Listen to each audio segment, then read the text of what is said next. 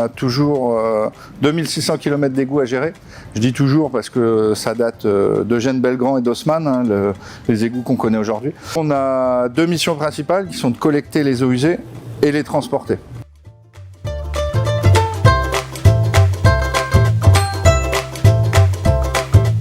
Le service technique de l'eau et de l'assainissement à Paris, c'est 500 agents, donc majorité ouvrière avec des cadres ouvriers qui s'occupent des égoutiers, chefs égoutiers, et une partie administrative, une partie grands travaux avec des techniciens, des ingénieurs.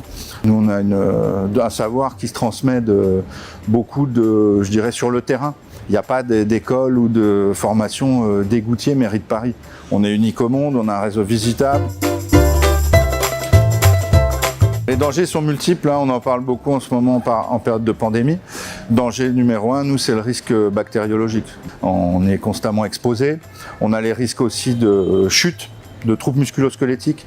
Parfois, on a dans le centre de Paris des petits égouts napoléoniens qui font 1,20 m et il faut travailler dedans. Des égoutiers en fin de carrière, on en voit très peu quand on fait un anniversaire, quand on fait un départ en retraite. On se retrouve plus aux enterrements que dans les moments conviviaux.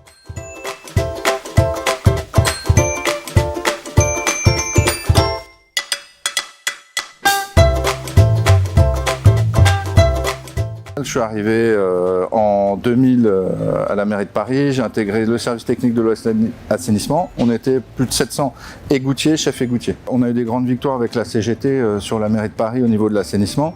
C'est qu'on a réussi à prouver que la masse salariale avait été baissée trop forte, ce qui fait que on ne pouvait plus assurer les missions essentielles de notre service. Par année, on a 15 nouveaux égoutiers à peu près qui rentrent dans notre service.